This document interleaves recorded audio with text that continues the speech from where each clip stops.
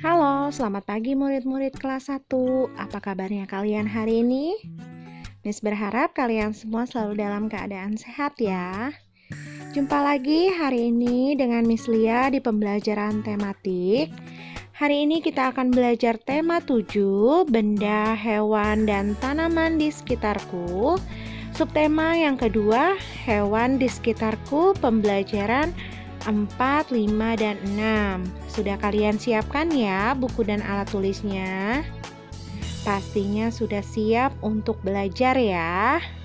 Dan harus selalu kalian ingat, sebelum dan sesudah belajar, kalian harus selalu berdoa kepada Tuhan agar dimudahkan segalanya dalam menerima pembelajaran serta mengerjakan tugas dalam belajar ya. Yuk kita mulai pembelajaran hari ini. Kita simak gambar berikut ini ya. Mengamati gerakan hewan. Kalian telah belajar melompat menirukan hewan katak pada pembelajaran terdahulu. Sekarang perhatikan gambar di bawah ini.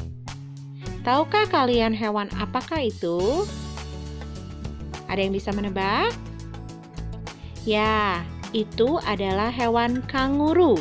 Namanya hewan kanguru ya, mempunyai kantong di depan perutnya seperti Doraemon ya. Hewan kanguru berpindah tempat dengan cara melompat. Nah, kantong yang di depannya berfungsi untuk menyimpan anaknya agar anaknya tidak terjatuh. Seperti kalian yang waktu masih bayi digendongan ibu kalian. Nah, kanguru juga seperti itu ya. Ya, Tuhan menciptakan makhluk hidup itu berbeda-beda ya, dan memiliki cirinya masing-masing. Seperti hewan kanguru tadi, dia mempunyai kantung di depan perutnya dan juga bergeraknya dengan cara melompat. Demikian pula tumbuhan pasti mempunyai ciri-ciri masing-masing. Semua makhluk hidup memiliki banyak perbedaan, tidak ada yang sama ya. Dengan perbedaan itu, makhluk hidup saling melengkapi. Seperti halnya manusia, harus saling melengkapi satu sama lain. Seperti semboyan bangsa Indonesia, walaupun berbeda-beda, tetapi tetap satu juga. Mengerti ya? Selanjutnya, mari kita simak bacaan berikut. Tahukah kamu ada jenis hewan? Ya, hewan dibagi menjadi dua jenis, yaitu ada hewan jinak dan juga hewan buas. Hewan jinak biasanya menjadi hewan peliharaan di rumah. Contohnya ada kucing, anjing, kelinci, ikan hias, burung, dan masih banyak lainnya ya. Hewan buas disebut juga hewan liar. Hewan buas biasanya hidup di hutan. Contoh hewan buas adalah buaya, harimau, beruang, singa, kuda nil, dan lain sebagainya. Masih banyak hewan buasnya ya. Hewan buas berbahaya bagi manusia. Hewan buas tidak boleh dipelihara. Hewan buas biasanya dipelihara di kebun binatang atau di alam liar. Pasti kalian pernah ya melihat beberapa hewan buas di kebun binatang, tapi kalian harus berhati-hati dan harus mematuhi peraturan yang ada di kebun binatang tersebut. Beberapa hewan buas adalah hewan yang dilindungi. Artinya jumlah hewan tersebut sangat sedikit dan sudah jarang sekali ditemukan ya. Oleh karena itu, untuk melestarikannya agar hewan tersebut tidak punah atau tidak menghilang dari bumi ini, maka hewan tersebut harus dilindungi. Paham ya?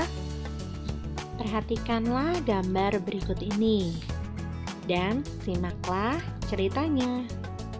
Tony memiliki hewan peliharaan.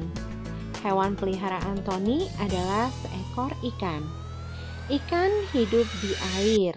Karena itu, Tony menempatkan ikannya di dalam wadah kaca. Tony memberinya makan setiap pagi dan sore hari. Memelihara ikan memerlukan aturan. Apa saja? Siapa yang masih ingat cara memelihara ikan? Ya, aturannya adalah harus diberi makan setiap hari, pagi dan sore. Kemudian harus selalu mengganti airnya jika airnya sudah keruh atau kotor ya. Jika tidak, nanti ikannya tidak sehat dan akan menjadi mati. Berikutnya, mari kita membandingkan jumlah benda. Perhatikanlah jumlah hewan-hewan di bawah ini. Ada 20 ekor ayam, 15 ekor kura-kura, dan 25 ekor kucing. Hewan yang jumlahnya paling sedikit adalah kura-kura. Hewan yang jumlahnya paling banyak adalah 25, yaitu kucing. Jumlah ayam lebih banyak dari kura-kura. Jumlah ayam lebih sedikit dari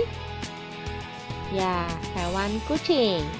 Nah, pada pertanyaan terakhir ada ralat ya. Kura-kuranya kalian ganti menjadi kata kucing.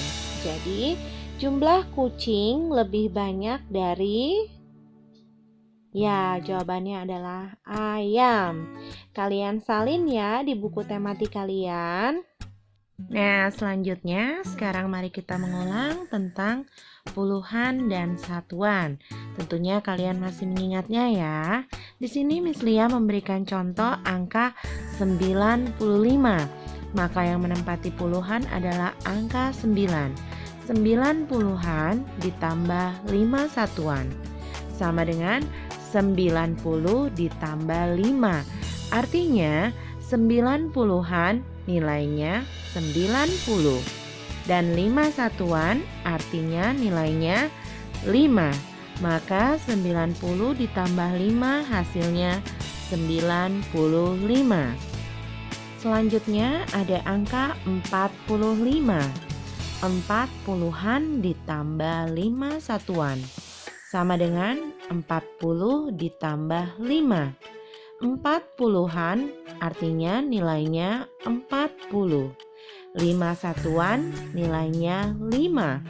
Maka 40 ditambah 5 sama dengan 45. Bisa ya kalian membedakan nilai puluhan dan satuannya?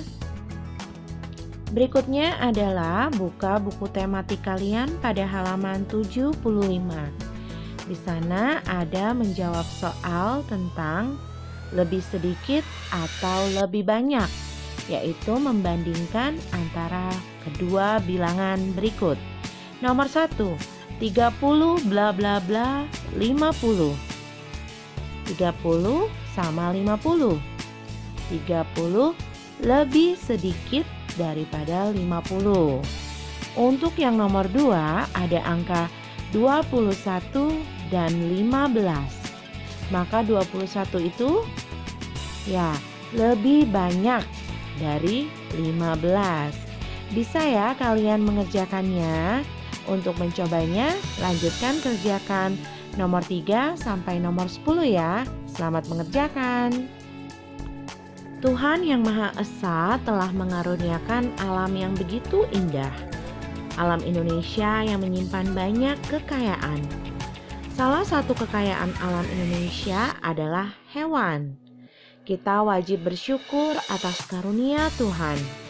Kita harus menjaga dan merawatnya. Nah, Miss harap kalian selalu bisa menjaga dan merawat segala ciptaan Tuhan ya. Kalian harus memperhatikan makanan hewan peliharaan.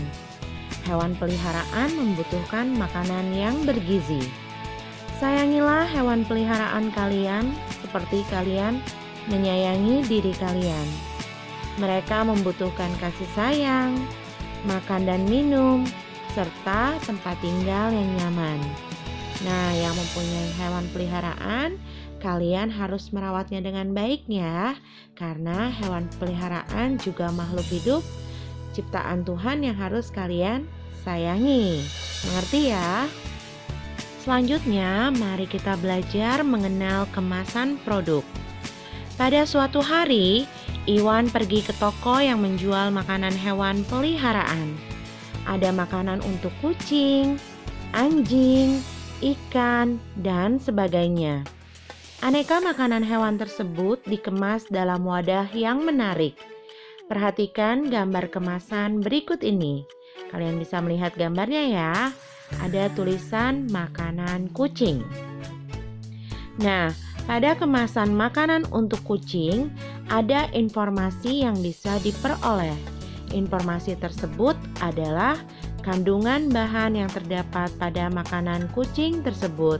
Ya, pada kemasan makanan ataupun minuman, biasanya terdapat informasi atau pemberitahuan ya, baik mulai dari tanggal kadaluarsa ataupun komposisi makanannya.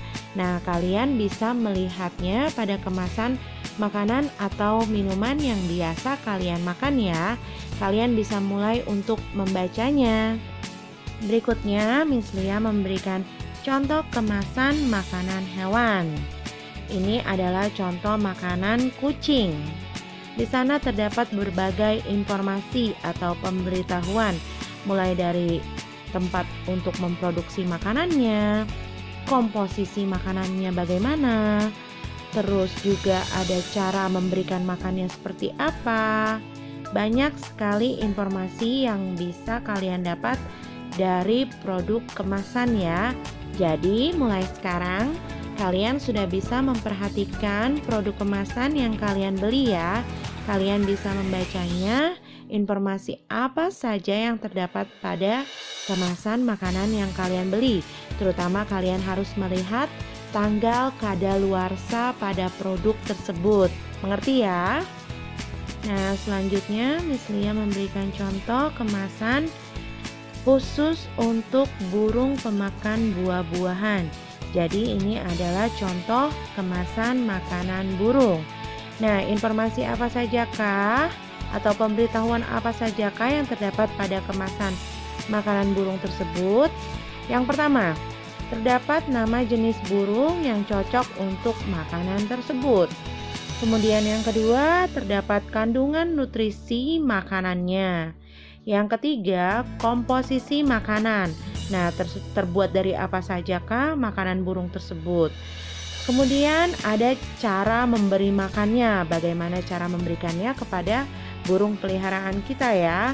Lalu kemudian pastinya terdapat tanggal kadaluarsa.